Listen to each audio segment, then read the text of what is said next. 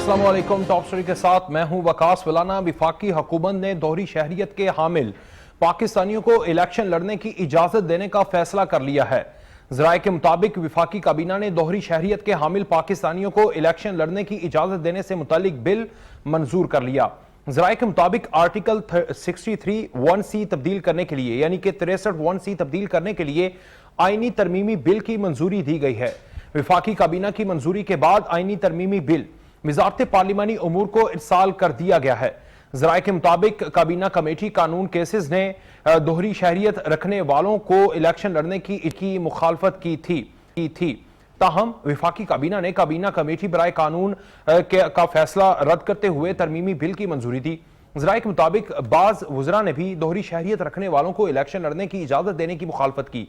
जराये के मुताबिक तरमीमी बिल के तहत दोहरी शहरियत के हामिल अफराद को हल्फ उठाने से कबल गैर मुल्की शहरियत को तर्क करना होता है। अब एक तरफ जो पहले पिछले साल हुकूमत ने 29 जुलाई 2019 को हुकूमत की काबीना के अंदर ये डिस्कस हुआ था। एक तो ओवरसीज पाकिस्तानी जो वोट कास्ट करने हैं उस हवाले से, और दूसरी जानिब ओवरसीज पाकिस्तानी जो डुअल नेशनल हैं उनका पाकिस्तान के अंदर इलेक्शन लड़ने के हवाले से मामला भी सामने आया था। वज़ीर आज़म इमरान खान जो माजी के अंदर इसके सख्त मुखालिफ रहे हैं, अब वो इस हवाले से उनकी हुकूमत के अंदर पिछले साल भी ये डिस्कस हुआ और अब विफाकी काबीना ने इसकी मंजूरी दी है। आगे ये 2/3 मेजॉरिटी चाहिए होगी जिसकी वजह से ये बिल पास होगा और उसके बाद इंप्लीमेंट होगा। बहरहाल 19 जुलाई 2020 को पाकिस्तान पीपल्स पार्टी की रहनुमा सेनेटर शहरी रहमान ने कहा कि क्या दोहरी शहरियत के लोग नया पाकिस्तान बना रहे हैं?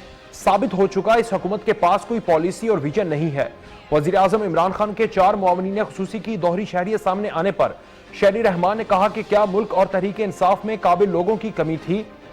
दोहरी शहरियत का हामिल शख्स रुकने पार्लिमान नहीं बन सकता तो दोहरी शहरियत रखने वालों को काबीना का हिस्सा क्यों और किस कानून के तहत बनाया गया? शहरी रहमान ने कहा कि इमरान खान माजी में दोहरी शहरियत के हामिल अराकीन की सख्त मुखालफत करते थे। उन्होंने अपनी बात से यू टर्न लिया है। उन्होंने यह सवाल भी उठाया कि क्या वज़ीर आज़म ने मालूमात के बावजूद दोहरी शहरियत रखने वालों को आईनी फोरम का हिस्सा बनाया? अगर वज़ीर आज़म को इस हवाले से मालूम नहीं था तो यह मजीद तशवीशनाक बात है। पीपल्स पार्टी की मरकजी सेक्रेटरी इत्तलात नफीसा शाह ने भी उस दिन कहा था कि दोहरी शहरियत के और बिरोन मुल्क असासों की तफसीलात ने पेंडोरा बॉक्स खोलकर रख दिया है और मशीरों की असलियत सामने आने के बाद सिलेक्टेड वज़ीर आज़म वो कहते हैं कि बेनकाब हो चुके हैं। नफीसा शाह ने कहा कि दोहरी शहरियत के खिलाफ दावे करने वालों की आधी काबीना दोहरी शहरियत की हामिल निकली। ये मामला डिस्कस हुआ, उसके बाद नून लीग ने इसकी मुखालफत की, लेकिन अब फिर वज़ीर आज़म माजी के अंदर इसके मुखालिफ थे, लेकिन अब दोहरी शहरियत के हवाले से काबीना इसकी मंजूरी दे रही है। क्या ऐसा मुमकिन है कि ये बिल पास हो जाए? और अगर ये पास हो भी गया, अपोजिशन भी इस पर आ गई, तो फिर क्या मुश्किलात पेश आ सकती है? अहमद बिलाल साहब मेरे साथ मौजूद हैं, पिलडार के प्रेसिडेंट। बहुत शुक्रिया आपका। अहमद साहब, आपने भी आर्टिकल लिखा पिछले साल, आपने 19 अगस्त 2019 को आर्टिकल लिखा डॉन न्यूज के अंदर और आपने भी इस हवाले से कहा कि वज़ीर आज़म इमरान खान जो माजी में मुखालफत करते थे लेकिन उसके बावजूद उनकी काबीना के अंदर पिछले साल डिस्कस हुआ, अब फिर ये बात डिस्कस हो रही है। आप समझते हैं सबसे पहले कि ये मुमकिन है पास करवाना? मेरे ख्याल में तो शायद ही मुमकिन नहीं होगा, क्योंकि इसके बारे में मुख्तलिफ सियासी जमातों के अंदर जो कंसेंसस है वो नहीं है। सही। एक तो खैर इमरान खान साहब का वैसे भी दूसरी जमातों के साथ कोई इस तरह का वर्किंग रिलेशनशिप नहीं है कि जिसमें वो आपस में बैठ के बातचीत कर सकें और कोई कंसेंसस डेवलप कर सकें। लेकिन मिसाल के तौर से एक दूसरी चीज जो कर रहे हैं सेनेट के अंदर ओपन बैलेट का तब्दीली, उसके अंदर फिर भी इस बात का इम्कान है कि कंसेंसस डेवलप हो जाए, क्योंकि उसमें बाकी पार्टियों को भी वही मुश्किलात है जो इमरान खान साहब को है। उनको ज्यादा है, इवन उनका तो पिछली दफा चेयरमैन सेनेट के इलेक्शन के ऊपर भी हुआ था पीपल्स पार्टी और नून लीग का। जी, तो अब मतलब उनको भी मसला ये होता है कि वो उन्होंने पब्लिकली इसका इजहार भी किया था, हत्ता कि जमात इस्लामी ने भी इसका इजहार किया था, तो वो इस बारे में शायद कोई इत्तफाक राय मुमकिन हो सके। लेकिन इस मामले में कि दोहरी शहरियत के हामिल लोगों को इलेक्शन लड़ने का मौका दिया जाए, एक तो ये मसला है भी ज्यादा पीटीआई का, दूसरी जमातों के साथ इतना बड़ा मसला नहीं है, क्योंकि बैरून मुल्क मुकीम लोगों में और दोहरी शहरियत रखने वाले लोगों में एक बड़ी तादाद है जो इमरान खान साहब की सपोर्टर है, सियासी तौर पे भी, माली तौर पे भी उनके कंट्रीब्यूटर्स में से रहे हैं, तो उनका ये मसला है। तो मुझे लगता है कि बाकी पार्टियां शायद इस पे इत्तेफाक कर राय ना कर सकें। ठीक सर, आपने अपने आर्टिकल में लिखा कि कश्मीर के अंदर ये मामला है कि वहां पर ऐसे मेंबरान हैं, इवन सीट भी वहां पर रखी जाती है जो दोहरी शहरियत रखते हैं और इलेक्टेड हैं। पाकिस्तान में ऐसा क्यों नहीं था? अब वजीर आजम इसके मुखालिफ थे, वजीर आजम के अपने मुआवनीन खुसूसी, हालांकि उनके ऊपर मॉरल रिस्पॉन्सिबिलिटी है, उनके ऊपर लीगल नहीं है, बहरहाल उन्होंने एहसासे डिक्लेयर किए, उनकी दोहरी शहरियत आई जिसके ऊपर बड़ी तनकीद हुई। तो वजीर आजम इस बात पर क्यों आए? आपकी सोच के मुताबिक कैसे वो यहां पर आए कि दोहरी शहरियत को इजाजत दीजिए? जो उनका पुराना स्टैंस था वो कमजोर हो जाएगा, अपोजिशन कहेगी एक और यू टर्न। देखिए, इंसान का स्टांस तो वक्त के साथ इवॉल्व होता है, बदल जाता है, कोई नई चीजें सामने आती हैं। लेकिन जो मुझे लगता है वजह है वो ये कि कई उनके ऐसे साथी हैं जो ड्यूल नेशनैलिटी रखते हैं, जो उनकी पार्टी को भी कंट्रीब्यूट करने वाले लोगों में शामिल है। उनको वो अब आने वाली सेनेट में या उससे भी आने वाले कौमी इंतखाबात में वो उनके ट्रस्टेड साथी हैं और दोस्त हैं, और उनको वो समझते हैं कि वो कैपेबल भी हैं, तो उनको शायद इसमें एडजस्ट करना चाहते हैं। तो मुझे तो ये वजह लगती है बुनियादी तौर पे कि उनके ऊपर एक तरह से दबाव भी है और उनकी ख्वाहिश भी है कि ऐसे लोग जो दोहरी शहरियत रखते हैं उनको अपनी दोहरी शहरियत को स्टेक पे रखे बगैर, यानी उससे दस्तबरदार हुए बगैर मौका मिल जाए कि वो इलेक्शन में हिस्सा ले सकें। ठीक, लेकिन क्या आपको मुमकिन लगता है कि जो दोहरी शहरियत या जो इस वक्त मुल्क से बाहर हैं वो यहां पर आकर इलेक्शन तो लड़ लें, अगर इजाजत मिल जाए, जीतने के भी इम्कानात हैं उनके? एक जोनोफोबिया एक टर्म है जो नफरत करते हैं, लोगों को सिखा दिया गया है पॉलिटिकल पार्टीज के नुमाइंदान की जानिब से। देखिए, कौमी असम्बली और सूबाई असम्बली में शायद ये मुश्किल हो, लेकिन सेनेट में तो ये निस्बतन ज्यादा आसान है, मुमकिन है। तो ज्यादा मेरे ख्याल इस किस्म के लोगों को वो सेनेट पे एडजस्ट करना चाहेंगे कौमी और सूबाई असम्बली के बजाय। लेकिन कौमी असम्बली के अंदर भी कई सीटें ऐसी होती हैं जो किसी पार्टी की, पीटीआई की सेफ सीट्स होती हैं, वहां पे अगर पैसे लगाए जाए और कुछ लोग दिलचस्पी से काम करें तो वहां मिल जाती है। माजी में ऐसे हुआ है, एक ओवरसीज पाकिस्तानी जो विहाड़ी से 2002 में उन्होंने इलेक्शन लड़ा था, सऊदी अरेबिया में मुकीम थे, नजीर जट साहब जी, वो बार बार मुंतखब हुए, उनकी फिर बेटी भी मुंतखब हुई, उनके भाई भी मुंतखब हुए। उनका बहुत सा रसूख था क्योंकि वो पैसा उन्होंने बहुत खर्च किया लोगों की फलाह के लिए वहां पे। तो ये मुमकिन तो है, लेकिन मेरे ख्याल में ज्यादा आसान सेनेट में है, ज्यादा आसान सेनेट में।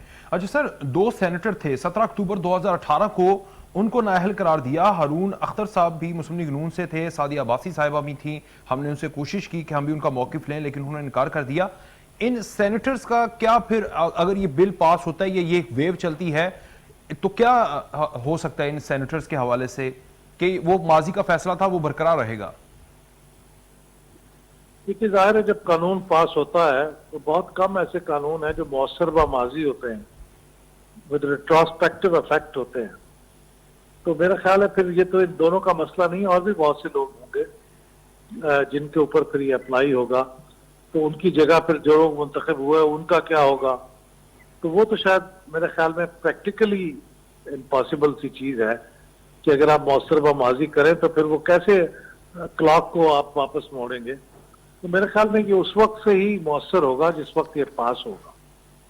ठीक, बहुत शुक्रिया अहमद बिलाल साहब, आप हमारे साथ मौजूद थे। सरबराह पिलडाट, आप अपनी राय दे रहे थे, आप कह रहे हैं कि ये बड़ा मुश्किल हो सकता है कि इस फैसले को मौसर ब माजी किया जाए। बहरहाल वज़ीर आज़म इमरान खान जो माजी के अंदर बहुत ज़्यादा तनकीद करते थे और ये मुखालिफ थे कि डुअल नेशनलिटी, और हमारे मुल्क के अंदर 63(1)(c यानी इसके ज़रिए ये था कि डुअल नेशनलिटी, एक बंदा जो पाकिस्तानी नेशनलिटी रखता हो, बाहर की नेशनलिटी रखता हो और पाकिस्तानी जो दोनों डुअल नेशनलिटी रखता हो, उसके इंटरेस्ट के हवाले से सवालिया निशान थे कि कॉन्फ्लिक्ट ऑफ इंटरेस्ट आ सकता है, लॉयल्टीज़ के हवाले से सवालिया निशान थे। बेशतर ममालिक हैं, 19 के करीब ऐसे ममालिक हैं जिन्होंने नेशनलिटीज़, डुअल नेशनलिटीज़ के हवाले से भी, इलेक्शन के हवाले से उन्होंने इजाज़त दी हुई है। बांग्लादेश एक ऐसा मुल्क है जिसने इजाज़त नहीं दी। इसके अलावा यूके और यूएसए वहाँ पर डुअल नेशनल हैं। 2002 के अंदर पाकिस्तान का उसके साथ बाकायदा तौर पर मुआहदा भी हुआ। 1970s के करीब जो यूएसए है उसने अपने कवानीन को तब्दील किया और उसमें डुअल नेशनलिटीज़ रखने वाले लोग वहाँ पर फ़ौज में भी अब तकरीबन सर्व कर सकते हैं। लेकिन हमारे मुल्क के अंदर ये कानून है जिसको तब्दील करने के लिए पाकिस्तान तहरीक इंसाफ अब ये कोशिश कर रही है कि इसको पाकिस्तान तहरीक इंसाफ कह रही है कि इसको तब्दील करना है, लेकिन उनके अपने स्टैंस का पॉलिटिकली उनको कितना नुकसान हो सकता है। इससे पहले बहुत सारे ऐसे स्टैंस हैं जो पाकिस्तान तहरीक इंसाफ लेती रही, लेकिन उसके बाद उन्होंने तब्दील कर लिए। लेकिन अब एक और फैसला जिसको तब्दील करने की बात की जा रही है, और अहमद बलाल से भी हमारी बात हुई, जिस तरह वो कह रहे हैं कि पाकिस्तान तहरीक इंसाफ का एक बहुत बड़ा सेगमेंट बिरोने मुल्क है, काफ़ी टैलेंटेड हैं, वो इन्वेस्ट भी कर सकते हैं। और वज़ीर आज़म इमरान खान अब ये चाहते हैं कि वो भी आएँ यहाँ पर इलेक्शन लड़ें। हमने सवाल उठाया कि बड़ा मुश्किल हो सकता है क्योंकि MNA MPs के इलेक्शन जो डायरेक्ट आवाम से वोट लेना होता है, वो आदमी जो पाकिस्तान के अंदर रहा नहीं, इन्वेस्ट चाहे कर ले, लेकिन इलेक्शन जीतना उसके लिए पॉसिबल है या नहीं, उन्होंने कहा ये मुश्किल है। बहरहाल सेनेट के अंदर आसान लग सकता है ऐसे लोगों को बाहर से जो डुअल नेशनल है, अगर ये कानून पास होता है तो सेनेट के अंदर वो ज्यादा एडजस्ट हो सकते हैं। आगे बढ़ेंगे टॉप स्टोरी 2 की जानिब और बात करेंगे वज़ीर आला पंजाब उस्मान बुज़दार के खिलाफ शराब लाइसेंस केस में नैब के सवालात और उनके जवाबात हासिल हो गए हैं। वज़ीर आला ने अपने जवाबात में कहा कि नैब ने सवालनामा तो दिया लेकिन शिकायत की नकूल नहीं दी। शिकायत की नकूल देना मेरा कानूनी हक है। वज़ीर आला पंजाब ने जवाब में कहा कि शराब लाइसेंस जारी करना डीजी एक्साइज की जिम्मेदारी है। डीजी एक्साइज ने चीफ सेक्रेटरी को लाइसेंस के बारे में बताया। चीफ सेक्रेटरी ने कहा कि लाइसेंस का इजरा मुतल्लिका अफसर का काम है। उन्होंने जवाब में कहा कि 8 जनवरी 2019 को डीजी एक्साइज ने मुझे दूसरी बार समरी भेजी। समरी भिजवाने तक लाइसेंस का इजरा हो चुका था। चीफ सेक्रेटरी और डीजी एक्साइज ने मामले को छुपा लिया। उनका कहना था कि प्रिंसिपल सेक्रेटरी ने समरी वापस चीफ सेक्रेटरी को भेज दी। चीफ सेक्रेटरी ने समरी पर लिखा कि लाइसेंस के इजरा में एहतियात की जाए। उस्मान बुज़दार की जानिब से नैब को दिए गए जवाब में कहा गया कि 5 मार्च 2019 को सेक्रेटरी एक्साइज ने प्रिंसिपल सेक्रेटरी को नोट भेजा। प्रिंसिपल सेक्रेटरी ने समरी को गैर जरूरी करार दे दिया। वाज़ेह किया गया कि डीजी एक्साइज गैर जरूरी तौर पर नोट भेज रहे हैं। उन्होंने कहा कि डीजी से पूछा जाए कि उन्होंने बार बार वजीर आला को समरी क्यों भिजवाई। नैब को पता होना चाहिए कि प्रिंसिपल सेक्रेटरी वजीर आला डाक खाने का काम नहीं करता। प्रिंसिपल सेक्रेटरी का काम कवायद के मुताबिक मामलात वजीर आला तक पहुंचाना है। सरदार उस्मान बुज़दार ने कहा कि कवायद के मुताबिक वजीर आला, चीफ सेक्रेटरी और प्रिंसिपल सेक्रेटरी का भी शराब लाइसेंस के इजरा में कोई किरदार नहीं है। ये एक अहम मामला है पंजाब के हवाले से, जिसमें आज जो उस्मान बुज़दार साहब हैं उन्होंने जिस तरह अपना जवाब भी जमा करवाया, इससे पहले 2 दफ़ा नोटिस नैब की जानिब से भेजे जा चुके थे। वज़ीर आला उस्मान बुज़दार ने अपना जवाब नहीं जमा करवाया था, लेकिन आज उन्होंने जवाब जमा करवाया है, जिसके मुताबिक उन्होंने कहा कि नैब ने सवालनामा तो दिया लेकिन शिकायत की नकूल नहीं दी। शिकायत की नकूल लेना उनका बुनियादी कानूनी हक है। वज़ीर आला पंजाब ने जवाब में कहा जो नैब को उन्होंने जमा करवाया उसमें कि शराब लाइसेंस जारी करना डीजी एक्साइज की जिम्मेदारी है। डीजी एक्साइज ने चीफ सेक्रेटरी को लाइसेंस के बारे में बताया। चीफ सेक्रेटरी ने कहा कि लाइसेंस का इजरा मुतल्लिका अफसर का काम है। उन्होंने जवाब में कहा वज़ीर आला ने कि 8 जनवरी 2019 को डीजी एक्साइज ने मुझे दूसरी बार समरी भेजी। समरी भिजवाने तक लाइसेंस का इजरा हो चुका था। चीफ सेक्रेटरी और डीजी एक्साइज ने मामले को छुपा लिया। उनका कहना था कि प्रिंसिपल सेक्रेटरी ने समरी वापस चीफ सेक्रेटरी को भेज दी। चीफ सेक्रेटरी ने समरी पर लिखा कि लाइसेंस के इजरा में एहतियात की जाए। उस्मान बुज़दार की जानिब से नैब को दिए गए जवाब में कहा गया कि 5 मार्च 2019 को सेक्रेटरी एक्साइज ने प्रिंसिपल सेक्रेटरी को नोट भेजा। प्रिंसिपल सेक्रेटरी ने समरी को गैर जरूरी करार दिया। वाज़ेह किया गया कि डीजी एक्साइज गैर जरूरी तौर पर नोट भेज रहे हैं। वज़ीर आला उस्मान बुज़दार ने जवाब में कहा कि डीजी एक्साइज से पूछा जाए कि उन्होंने बार बार वज़ीर आला को समरी क्यों भिजवाई। हमारे साथ राना अजीम मौजूद है, बहुत शुक्रिया राना अजीम साहब।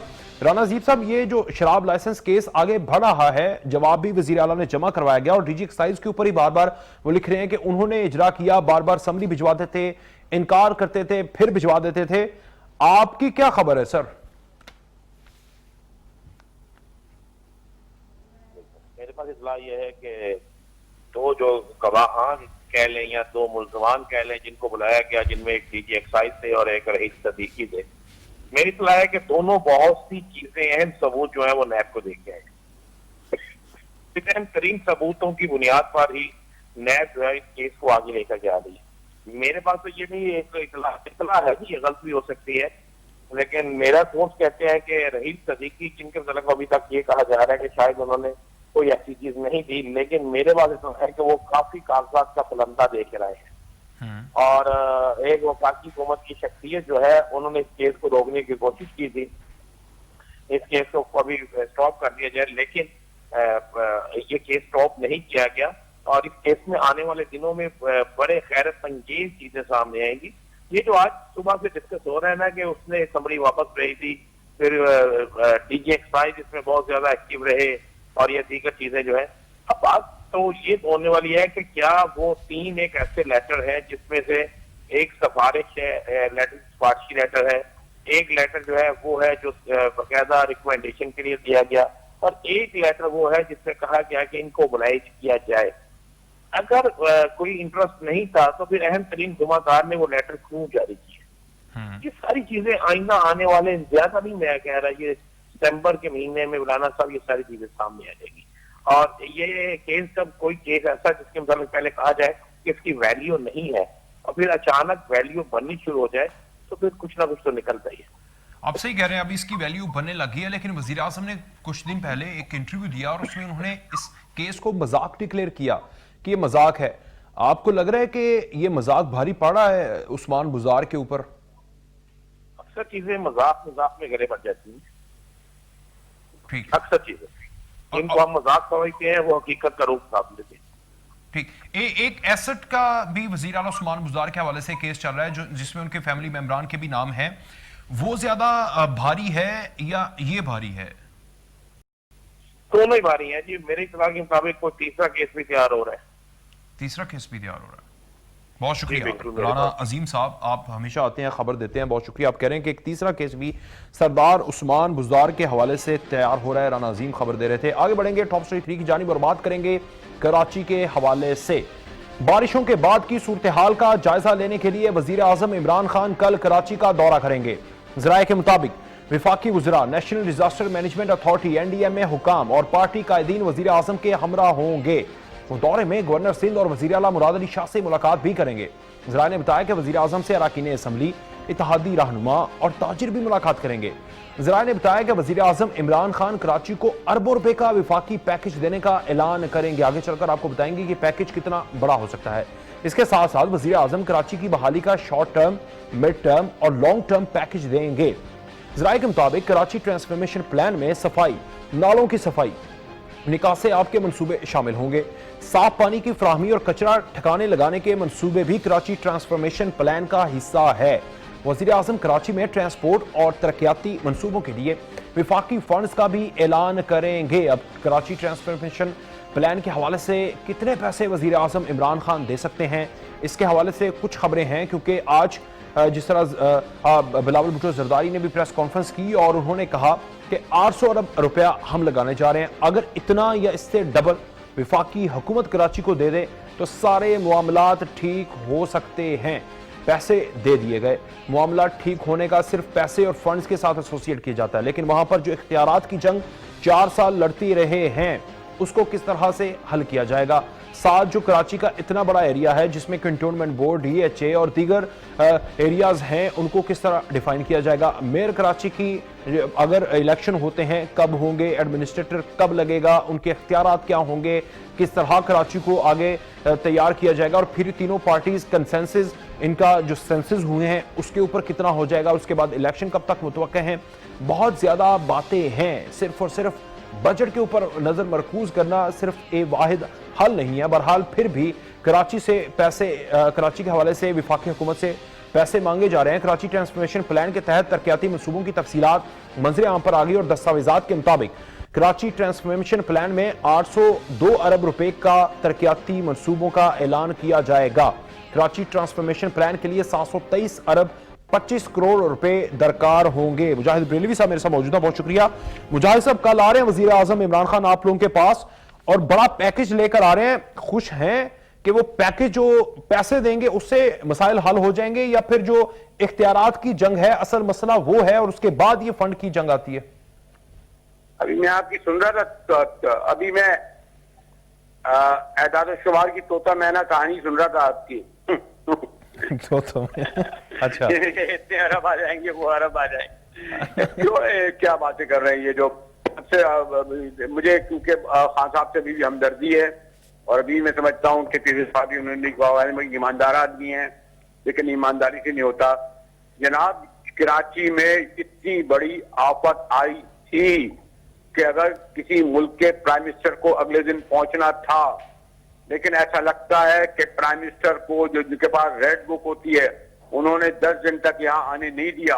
और इस 10 दिन के दौरान जिस जमात को 14 MNA और 29 MPA मिले थे, उसके वोटर, उसके हामी, उसको मैं कोई लफ्ज इस्तेमाल नहीं करना चाहता, शायद कैमरे की आंख दिखाए कि किस तरीके से वो आवाजारियां कर रहे थे खान साहब के बारे में, अल्फाज में नहीं थे। और मुझको सुनकर अफसोस हुआ, क्योंकि मुझे भी उम्मीद थी कि ये जो आप बता रहे हैं ना, यही तो वो होती है ब्यूरोक्रेसी जो एक कामयाब हो गई है इमरान खान को प्राइम मिनिस्टर हाउस।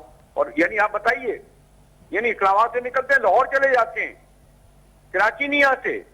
आप क्या बातें करते हैं आप? ये नहीं सवाल, ये मुझे आप जो सुना रहे थे ये 500 मिलियन ये हो गया 800 अरब रुपए का इस वक्त बरेलवी साहब, मिलियन नहीं, ये बिलियंस में आएंगे। 800 अरब रुपए, 700 कुछ अरब रुपए तरक्याती मंसूबों के लिए दरमियान हो। आपने कराची, क्योंकि आप लोग लाहौर इस्लामाबाद में बैठकर जिस तरह बात, मैं सॉरी क्यों से इसे नहीं करा, ऐसे ही जैसे मैं बात नहीं करना चाहता, मैं लाहौर के बारे में मुझे क्या पता मैं बात करूं।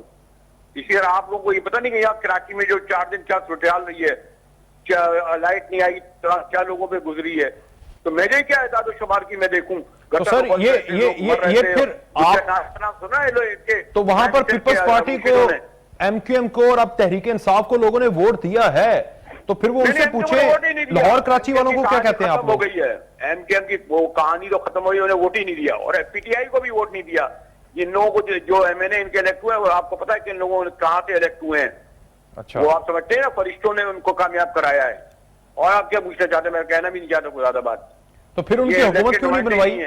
उनकी हुकूमत भी बनवा देते पीपल्स पार्टी की जगह पर, मेयर भी उनका आ जाता। 14 MNA जरूरत थे ना खास आपको, तो कराची से लाए गए, 6 बलूचिस्तान से लाए गए, उन्हें पावर में लाना था ना। इसलिए बरेलवी साहब, जो 14 MNA है, कोई उनकी वर्थ है? में भी काम करेंगे क्या इलेक्टोरल हल्का इतना मजबूत है कराची में? हल्कों की वर्थ है? यार क्या बातें कर रहे हैं आप लोग? क्या है, कोई खत्म हो गई है बलूचिस्तान और कराची की सियासत।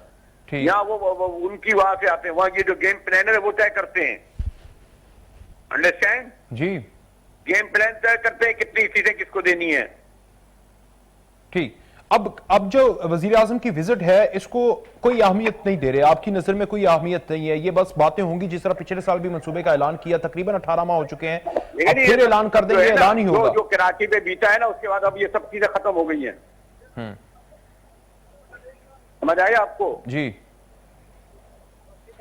तो अमल लगता है आपको कि इसके ऊपर अमल होगा? इस दफा सीरियस हैं तीनों स्टेक होल्डर, MQM, PTI और पाकिस्तान तहरीक इंसाफ और पीपल्स पार्टी?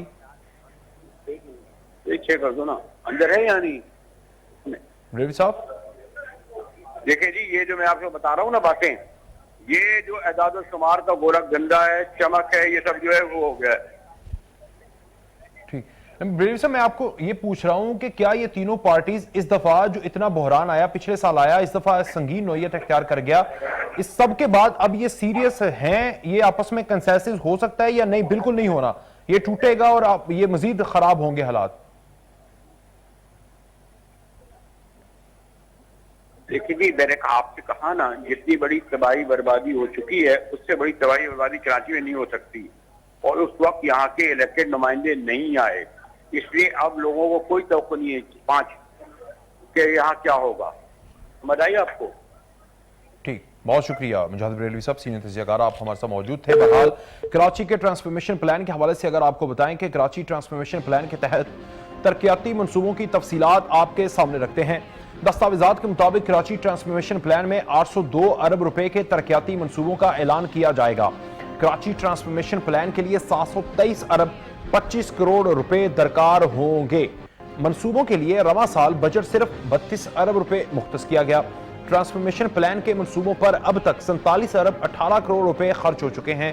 प्लान के तहत मास ट्रांजिट सिस्टम के 6 मंसूबों का ऐलान किया जाएगा। मास ट्रांजिट सिस्टम के 447 अरब 43 करोड़ रुपए के मंसूबों का ऐलान भी किया जाएगा।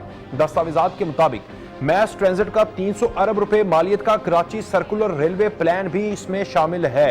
कराची सर्कुलर रेलवे के लिए 250 अरब रुपए चीनी हुकूमत फराहम करेगी, यानी चाइना से। सिंध के लिए 50 अरब रुपए फराहम करेगी। दस्तावेजात के मुताबिक सीरीज के 8 मंसूबों का तखमीना 162 अरब 60 करोड़ रुपए लगाया गया है। सॉलिड वेस्ट मैनेजमेंट के 4 मंसूबों का तखमीना 14 अरब 86 करोड़ रुपए लगाया गया है। वाटर ड्रेनर के 2 मंसूबों की लागत का तखमीना 4 अरब 70 करोड़ रुपए लगाया गया है। दस्तावेजात के मुताबिक सड़कों की तामीर और मरम्मत के मंसूबों का तखमीना 62 अरब 30 करोड़ रुपए लगाया गया है। आज चेयरमैन बिलावल भुट्टो जरदारी ने कहा कि सिंध हुकूमत 800 अरब रुपए खर्च करेगी। एक तरफ वफाकी हुकूमत की आपको तफसीलात प्रोवाइड की हैं, लेकिन इससे पहले सिंध हुकूमत कह रही है, यानी बिलावल भुट्टो जरदारी कह रहे हैं सिंध हुकूमत की तरफ से कि 800 अरब रुपए सिंध हुकूमत खर्च करेगी। अगर विफाक भी इतनी या 2 गुना रकम दे तो इनकलाब आ जाएगा। वजीर आजम इमरान खान शदीद बारिशों के बाद कल कराची का दौरा तो करेंगे, जहां वो कराची ट्रांसफॉर्मेशन प्लान का ऐलान भी करेंगे। वजीर आजम के दौरा कराची से कबल प्रेस कॉन्फ्रेंस करते हुए बिलावल भुट्टो जरदारी ने कहा कि 100 साल बाद इतनी ज्यादा बारिश हुई है।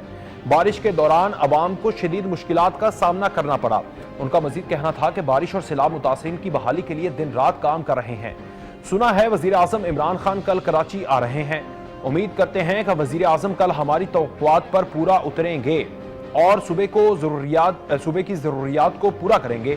2 साल बाद नजर आ रहा है कि वफाकी हुकूमत कराची के मसाइल के हल के लिए संजीदा है। उन्होंने कहा, बिलावल भुट्टो ने कहा कि उम्मीद करते हैं कि वफाकी हुकूमत सिंध हुकूमत के साथ मिलकर काम करेगी। बिलावल भुट्टो जरदारी ने कहा कि 2 साल बाद नजर आ रहा है कि वफाकी हुकूमत कराची के मसाइल के हल के लिए अब संजीदा है, लेकिन सिर्फ कराची के 3 नालों की सफाई से मसाइल हल नहीं होंगे। उनका कहना था कि मीरपुर खास, बदीन और खपरू के अवाम भी शदीद मुश्किलात से दो चार हैं। वज़ीर आला सिंध को सराहता हूं कि वो बारिश के दौरान फील्ड में मौजूद रहे। बिजली की कीमत में इजाफा भी वापस लिया जाए। आज बिलावल भुट्टो ने कहा कि हुकूमत कराची वालों के लिए बिजली की कीमत बढ़ाने के फैसले को वापस ले, क्योंकि सिंध भर में बारिशों और सैलाब से शदीद नुकसान हुआ। बिलावल भुट्टो ने कहा कि सिंध में बारिश से ज़राअत भी शदीद मुतासिर हुई। उम्मीद करते हैं वफाकी हुकूमत किसानों की भरपूर मदद करेगी। उन्होंने कहा कि सवात और दीगर इलाकों के सैलाब मुतासरीन से इजहार यकजहती करते हैं। अब बिलावल भुट्टो जरदारी भी कह रहे हैं कि उनको पैसे कल जो 800 अरब रुपए का पैकेज सिंध हुकूमत ऐलान कर रही है, वफाकी हुकूमत इसके बराबर या इससे 2 गुना पैकेज दे तो फिर इनकलाब आ जाएगा, मामलात ठीक हो जाएंगी। नालों की सफाई या जो अब तक तहरीक इंसाफ कर रही थी उससे नहीं चलेगा, यानी वफाकी हुकूमत को इससे आगे बढ़कर कोई स्टेप लेना पड़ेगा। और अब वो कह रहे हैं कि 2 साल बाद वफाकी हुकूमत कराची के मामलात को लेकर संजीदा नजर आ रही है। अब वज़ीर आज़म इमरान खान कल कराची के हवाले से बिलखुसूस किस पैकेज का ऐलान करते हैं, और अहम बात यह है कि पैकेज का ऐलान तो हो जाए, जैसे हम पहले भी कह रहे हैं कि इस पर इम्प्लीमेंट कैसे होगा, कंसेंसस कैसे डेवलप होगा, बजट किस अदारे को किस तरह से वहां पर रेगुलेट होगा, और फिर अगर उसमें खुदा न खासा खुर्द-बुर्द होती है तो इल्ज़ाम तराशियाँ और फिर वही सियासत शुरू होगी या नहीं होगी। अब ये तीनों पार्टीज, तीनों स्टेक होल्डर कराची के हवाले से MQM, PTI और पीपल्स पार्टी क्या फैसला करने जा रहे हैं। आगे बढ़ेंगे, टॉप स्टोरी 4 की जानिब और बात करेंगे। नेटो का तुर्की और यूनान के माबैन मुज़ाकरात का इशारा सामने आया है। यूनान की तरदीद भी सामने आ चुकी है। अब ये तरदीद क्या है वो आपको बताते हैं।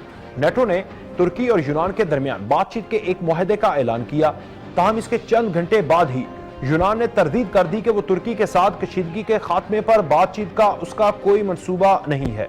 जुमेरात को जब यूनान ने मशरकी बहरा रूम में कशीदगी के खात्मे के सिलसिले में अपनी इलाकाई हरीफ तुर्की के साथ बातचीत पर राजी न होने की बात कही तो उस सिलसिले में तनाव खत्म करने की कोशिश को एक बड़ा धचका लगा और जो उम्मीदें थी वो भी मादूम होती दिखाई दी। यूनान के इस ऐलान से चंद घंटे कबल ही नेटो के सरबराह ने यह कहा कि खित्ते में किसी हादसाती फौजी टकराव से बचने के लिए तुर्की और यूनान ने तकनीकी सतह की बातचीत पर इत्तफाक कर लिया। नेटो के सरबराह ने इस सिलसिले में अपना बयान ट्विटर पर जारी करते हुए कहा कि यूनान और तुर्क रहनुमाओं से मेरी बातचीत के बाद फ्रीकैन ने तनाज़ा कशीदगी और किसी भी तरह के हादसे के खतरात को कम करने के मकसद से तकनीकी सतह की बातचीत पर इत्तफाक कर लिया है। नेटो के जज्बा यकजहती में पैदा होने वाली कशीदगी का हल तलाश करने के लिए मैं तमाम मुतल्लिका इत्तेहादियों के साथ करीबी राब्ते में हूं, ये नेटो के सरबराह लिख रहे थे। लेकिन नेटो के सरबराह के इस बयान के चंद घंटे बाद ही यूनान ने इस बात की तरदीद कर दी और कहा कि फ्रीकैन के दरमियान ऐसी बातचीत का कोई मंसूबा नहीं है। ईरान के एक सीनियर सरकारी अफसर ने अपना नाम जाहिर न करने की शर्त पर खबरसां इदारे एसोसिएटेड प्रेस से बातचीत करते हुए कहा कि नेटो का बयान बाइदज हकीकत है, यानी नेटो चाहती है कि तुर्की और ईरान के दरमियान मामलात बातचीत से हल हों, लेकिन जैसे ही नेटो के सरबराह का ट्विटर बयान आता है, ऐलान आता है, उसके फौरन बाद, उसके चंद घंटों के बाद यूनान इस बयान से दस्तबरदार हो जाता है। ये कहता है कि हम तुर्की के साथ किसी किस्म का डायलॉग नहीं कर सकते। साथ ही कशीदगी का खात्मा उसी सूरत में हो सकता है जब तुर्की अपने पूरे बहरी बेड़े को फौरी तौर पर यूनानी इलाकों से निकाल ले। तुर्की ने बातचीत की हिमायत की। इस दौरान तुर्की ने सिलसिले में नेटो की कोशिशों को सराहते हुए बातचीत की हिमायत का ऐलान किया था। तुर्की की वजारत खारजा ने एक बयान में कहा कि इस बातचीत का मतलब ये नहीं कि इससे दो तरफा मसाइल हल हो जाएंगे, बल्कि इसका मकसद दोनों ममालिक और उनकी फौजों की कार्रवाइयों पर तवज्जो मरकूज करना है। बयान में कहा गया कि हम इस बात का इरादा करना चाहते हैं कि हमारे दरमियान जो भी मसाइल हैं, हमारा मुल्क बैन अल-क़वामी क़वानीन के दायरे में यूनान के साथ पायदार और मुनसिफाना हल तलाश करने के लिए बिला मशरूत बातचीत के लिए तैयार है। यूनान और तुर्की के दरमियान इख्तलाफात कम करने के लिए जर्मनी भी मुज़ाकरात कराने की कोशिशों पर जोर देता रहा है। इस सिलसिले में गुज़श्ता रोज ही जर्मन चांसलर एंगेला मर्केल ने तुर्क सदर रजब तैयब एर्दोगान से बातचीत भी की थी। जर्मन चांसलर के तर्जुमान ने कहा कि बातचीत में दोनों रहनुमाओं ने कशीदगी को कम करने पर इत्तफाक किया था। मशरकी बहरा रूम में जब से हाइड्रोकार्बन के ज़खायर दरियाफ्त हुए, तुर्की और यूनान के दरमियान इस अमर पर तनाज़ा जारी है। यूनान और यूरोपीय यूनियन का दावा है कि तुर्की इस इलाके में गैर कानूनी तौर पर खुदाई कर रहा है। ताहम तुर्की का कहना है कि वो जिस इलाके में तवानाई तलाश कर रहा है वो उसके अपने इक्तसादी इलाके हैं। इमरान खान साहब मेरे साथ मौजूद हैं, सीनियर एंकर पर्सन, तजियाकार, बहुत शुक्रिया। इमरान खान साहब, आप भी इसके ऊपर बात करते हैं। एक तो साइप्रस के हवाले से जो दो हिस्सों में डिवाइड है, वेस्टर्न साइप्रस जिसको जो नॉर्दर्न साइप्रस है जिसको टर्की के हवाले से, दूसरा यूनान के हवाले से, वहां पर टर्की अपनी ड्रिलिंग करता है और उसके बाद यूनान उसके साथ चपकलिश में आ जाता है। जर्मनी चाहता है कि इनके मामलात को हल किया जाए। जर्मनी टर्की के साथ खड़ा है, फ्रांस यूनान के साथ खड़ा है। अब जो नेटो के सरबराह हैं वो ये कहते हैं कि आपस में इनकी बातचीत करने के लिए हम बीच में सालसी का किरदार अदा करते हैं, लेकिन यूनानी हुकूमत इससे दस्तबरदार हो जाती है। वो ये चाहते हैं कि तुर्की अपनी फौजें वापस लेकर जाए। आप क्या समझते हैं कि यहां पर कोई जंग आपको होती नजर आ रही है? क्योंकि टर्की तो बाज नहीं आ रहा, वो कह रहे हैं 2023 का हमारा टारगेट है, ड्रिलिंग करना हमारा आईनी हक है। लेकिन ये जो तिब्रस है ना, या साइप्रस है, ये जजीरे की तरह का एक मुल्क है। यहाँ से जो तुर्की का फासला है वो लगभग 80 किलोमीटर है समंदर के रास्ते से, और जो यूनान का फासला है वो लगभग 820 किलोमीटर है। तो यहाँ से आपको अंदाजा होना चाहिए कि यूनान यहाँ तिब्रस से कितना दूर है और तुर्की कितना नजदीक है। खिलाफत उस्मानिया में 300 साल तक ये सारा रकबा जो है ये तुर्की के पास था, और उसके बाद उससे पहले एथेंस के पास भी रहा है ये, जब ये पुराने दौर में, जब सिकंदर आजम के दौर में, और उसके बाद जब एथेंस का उरूज था तो ये एरिया उनके पास रहा। लेकिन बाद में खिलाफत उस्मानिया के दौर में उनके कंट्रोल में आया, जेरूसलम तक उनके कंट्रोल में था। इसका बड़ा मसला असल में यूनान और तुर्की के बीच में नहीं है, इसका सबसे बड़ा मसला इसराइल का है। अगर तुर्की तिब्रस के ऊपर अपना कंट्रोल मुकम्मल कर लेता है, तिब्रस में जो तुर्की की फौजों की तादाद है वो यूनान से ज्यादा है, उनका इक्विपमेंट और उनके हथियार भी यूनान से ज्यादा है और तगड़े हैं, वो वहां बड़े मजबूत होकर बैठे हुए हैं। अब सिचुएशन जो है वो यूनान के लिए आसान नहीं है पिछले दिनों, और जो फौजी ताकत है वो वैसे भी तुर्की की ज्यादा है, लगभग कई गुना ज्यादा है।